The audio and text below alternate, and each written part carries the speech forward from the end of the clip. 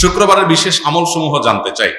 শুক্রবারের প্রথম আমল হলো ভোরে ঘুম থেকে আগে আগে উঠা। দ্বিতীয় আমল হলো ফজরের নামাজ জামাতের সাথে পুরুষরা আদায় করা।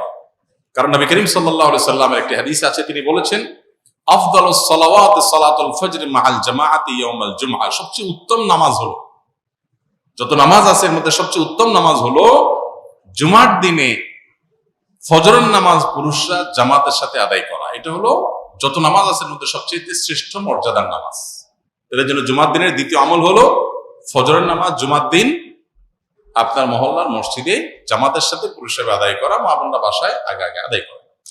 3 নম্বর আমল হলো জুমার দিনের সবচেয়ে গুরুত্বপূর্ণ আমল, সেটা হলো জুমার দিনে জুমার নামাজ আদায় করা। এটা হলো জুমার দিনের সবচেয়ে ইম্পর্টেন্ট আমল, বাকিগুলা ফরজ না, এটা হলো ফরজ। এরপরে আসুন 4 নম্বর আমল হলো যে আমলটা সবচেয়ে বেশি করা উচিত জুমার দিনে, সেটা হলো দুরূদ পাঠ করা। কারণ নবী সাল্লাল্লাহু আলাইহি সাল্লাম বলেছেন আকসিরু আলাইয়া মিনাস সালাতি মিন ইয়াউমিল জুমআতি ওয়া লাইলাতিল জুমআহ। তোমরা জুমার রাতে অর্থাৎ বৃহস্পতিবার দিবাগত রাতে এবং জুমার দিনে অর্থাৎ জুমার সারা দিন সূর্য ডোবার আগ পর্যন্ত শুক্রবারে এই পুরো সময় জুড়ে তোমরা বেশি বেশি দুরূদ পাঠ করো আমার প্রতি। তাহলে জুমার দিনের বেশি আমল করতে হবে যেটা পরিমাণে, সেটা হলো কি দুরূদ প্রেরণ নবী সাল্লাল্লাহু আলাইহি ওয়াসাল্লামের প্রতি। কয়টা আমল হলো? 4টা। এর পাশাপাশি 5 নম্বর আমল হলো জুমার দিনে আপনি গোসল করবেন, পরিচ্ছন্ন হবেন সুন্দর করে। এরপর আরেকটা আমল হলো আপনি উত্তম পোশাক পরিধান করবেন। আরেকটা আমল হলো আপনি সুগন্ধি ব্যবহার করবেন। আরেকটা আমল হলো মিসওয়াক করা জুমার দিন, এটা উত্তম। এবং আরেকটা আমল হলো জুমার দিন আগে আগে মসজিদে আসা। এটা হলো সবচেয়ে ফজিলতপূর্ণ আমল জুমার দিনের, এটাতে সব সবচেয়ে বেশি। জুমার দিন মসজিদে আগে আগে, যে যত আগে আসে তার মর্যাদা আল্লাহর কাছে তত বেশি থাকে। জুমার দিনের আরেকটা আমল হলো পায়ে হেঁটে জুমার নামাজে আসা। যথাসম্ভব বাহন, গাড়ি, রিক্সা ব্যবহার না করা। যদি দূরে যেতে হয় তাহলে গাড়ি পার করে ওখান থেকে পায়ে হেঁটে আসা অন্তত। আর জুমার দিন আরেকটা আমল হলো যে রাস্তায় আসছেন যাওয়ার সময় বিভিন্ন রাস্তায় যাবেন, যেটা ঈদের সুন্নত মূলত। আর আরেকটা আমল হলো সূরা কাহাফ তেলাওয়াত করা। জুমার দিন শুক্রবারে যদি কেউ সূরা কাহাফ তেলাওয়াত করে, এটা কিয়ামতের দিন তার জন্য নূরের আলোর ভূমিকায় অবতীর্ণ হবে এবং দাজ্জালের ফিতনা থেকে আল্লাহ হেফাজত করবেন যারা সূরা কাহাফ তেলাওয়াত করবে।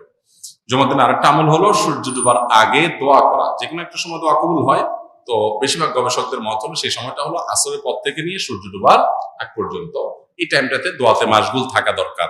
যার যার জায়গায় আমরা আল্লাহর কাছে দোয়া মাশগুল হোক, দোয়া কবুল একটা গুরুত্বপূর্ণ সময়। আর অনেক আমল আছে, আল্লাহ আমাদের আমলের তৌফিক দান করুন। ইমাম শাফি রাহমাতুল্লাহর মতে নামাজে ইমামের পেছনে ফাতিহা পড়তে হবে, কিন্তু হানাফি আলেমগণ সূরা আরাফের একটি আয়াতের দলিলে বলেন ফাতিহা পড়া যাবে না। তাহলে এই আয়াত কি ইমাম শাফি রহমতুল্লাহের চোখে পড়ে নেই? যে ভাই প্রশ্ন করেছেন তাকে বিনয়ের সাথে বলতে চাই যে বিষয়গুলোকে এইভাবে বিশ্লেষণ করবার সুযোগ নাই। একটা আয়াত, একজন ইমাম, স্বনামধন্য একজন ইমাম, লক্ষ লক্ষ কোটি কোটি মানুষ যাকে অনুসরণ করছেন, ইলমের মহাসমুদ্র, তার কাছে আয়াত চোখে পড়ে নাই এমনটি কোনো মুসলমানই মনে করার কোনো কারণ নাই।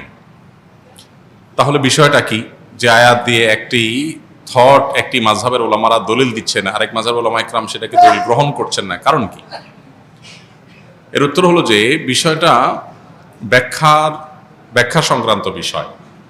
কারণ ইমাম আবু হানিফা রাহিমাহুল্লাহ এবং তার অনুসারী অন্যান্য ওলামা ইকরাম যে আয়াত দিয়ে দলিল দিচ্ছেন, এই আয়াতকে তারা যে অর্থে নিচ্ছেন, ইমাম শাফি রাহিমাহুল্লাহর কাছে ভিন্ন অর্থ, ভিন্ন ব্যাখ্যা আছে। একই কথার একাধিক ব্যাখ্যা, একাধিক অর্থ থাকে এবং সেটার প্রেক্ষিতে মতভিন্নতা তৈরি হয়। এটা বোঝার জন্য সবচাইতে উত্তম হলো নবী করিম সাল্লাল্লাহু আলাইহি সাল্লাম যখন সাহাবীদেরকে একটি অভিযানে পাঠিয়েছেন এবং বলেছিলেন তোমরা যেই অভিযানে তোমাদের পাঠানো হচ্ছে, যে গোত্রের কাছে পাঠানো হচ্ছে, সেখানে গিয়ে তোমরা আসরের নামাজ পড়বে।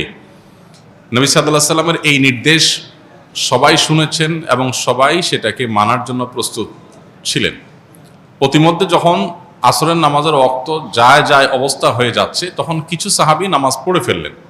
কারণ ফরজ নামাজ ওয়াক্ত চলে যাচ্ছে, তাহলে হারাম হবে, এই জন্য তারা পড়ে ফেলেছেন। আর কিছু সাহাবী তারা পড়েন নাই, তারা যথাস্থানে গিয়ে তারপরে আদায় করেছেন।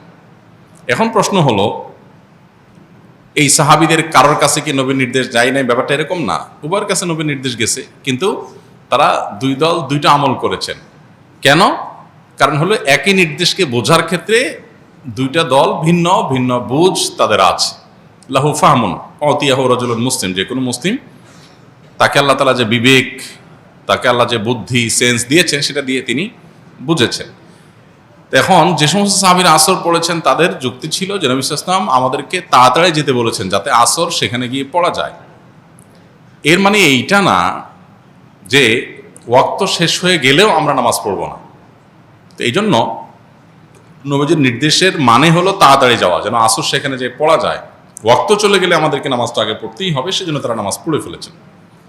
আর যারা নামাজ ওই জায়গায় গিয়ে পড়েছেন ওয়াক্ত শেষ হওয়ার পরে, তাদের বক্তব্য ছিল নবী সাল্লাল্লাহু আলাইহি ওয়াসাল্লাম আমাদেরকে বলেছেন সেখানে গিয়ে আসর পড়তে, অতএব আমি সেখানে গিয়ে আসর পড়ব। তার কাছে আল্লাহর পক্ষ থেকে ওহী আসে, অতএব ওয়াক্ত আছে কি গেছে সেটা আমার দেখার দরকার না, ওই নির্দেশ মানাটাই আমার কর্তব্য, আমি সেটা করেছি।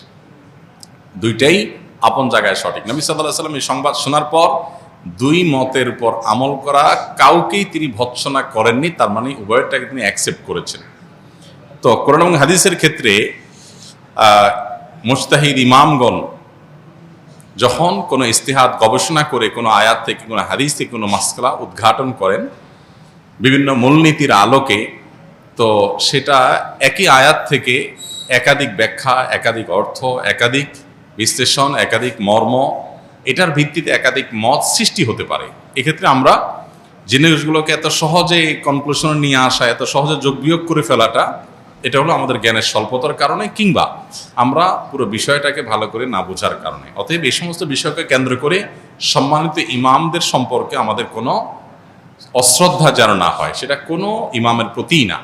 এমনকি কারোর মতের উপরে আমরা আমল নাও করি, তারপরেও আমরা তার মতকে শ্রদ্ধা করতে হবে, কারণ তিনি তার এই মত প্রকাশ করতে গিয়ে যে ইস্তেহাদ করেছেন, এটার কারণে আল্লাহর কাছ থেকে তিনি সওয়াব পাবেন, বিনিময় পাবেন। তো আমি সমালোচনা করে গুনাহগার হওয়ার সুযোগ